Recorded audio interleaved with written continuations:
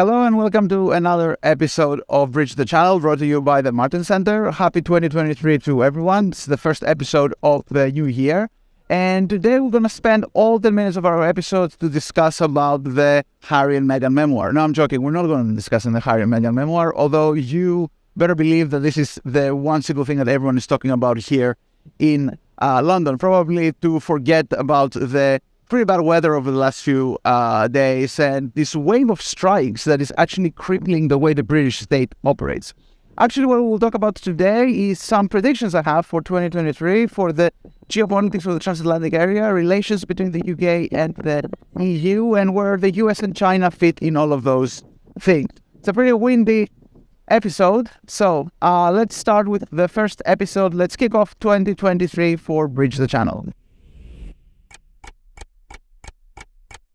My first prediction for 2023 is that this will be the year when we will get Brexit done. Yes, I know we have heard that many times in the past, but there might be a chance that this will be the year when the Northern Ireland Protocol problem will be resolved. I think both sides, and particularly the UK side, is working towards a pretty hard deadline, which is April 2023, the 25 years anniversary of the Good Friday Agreement that resolved the Northern Ireland conflict. And the reason for that is that, of course, that the Americans, and especially Joe Biden, has invested a lot in seeing this problem resolved.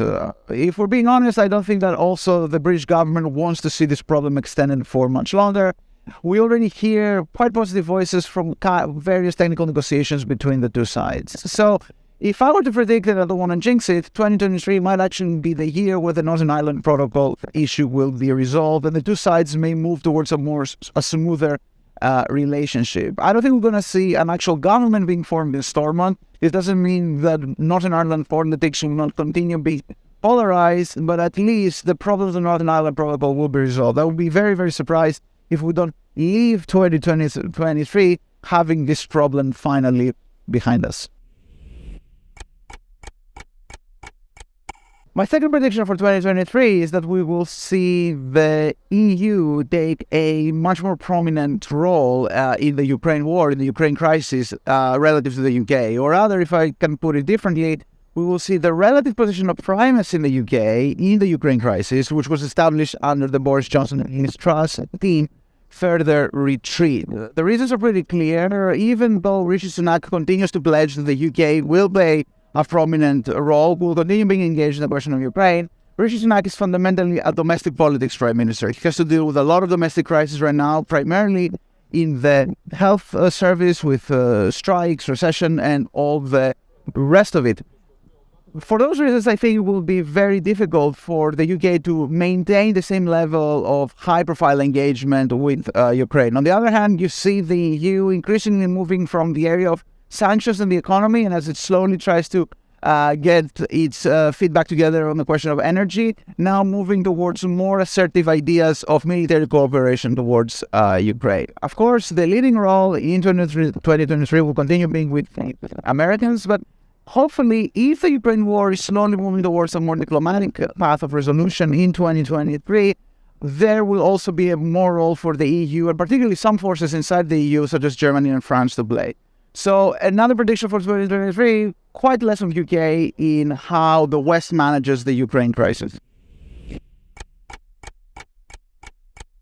Finally, my third prediction for 2023, when it comes to Western and global geopolitics, is I think that this will be a year of a relative détente on the China front. 2022 was a year of accelerating crises, particularly around Taiwan.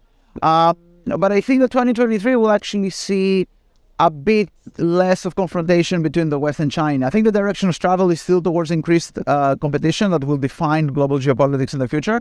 But I think particularly in the coming months, I think we will see a bit less of attention. I think both sides have a bit of an interest to kind of get their own houses in order.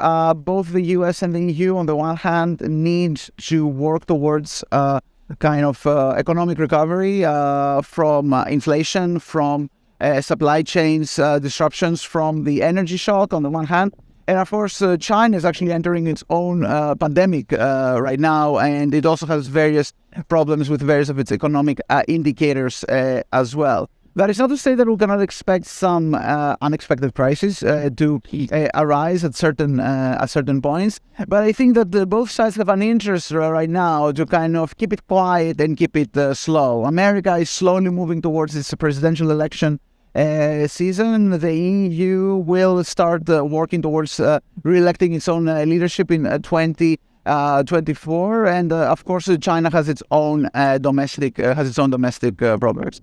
So, paradoxically, I would say that perhaps 2023 will be more of a year where we'll be hearing quite more about competitions between the EU and the US, particularly on the economic and technological front, than between the West and China, at least for a while. So, all is quiet on the Chinese front, at least for the coming months. That's another of my predictions for 2023.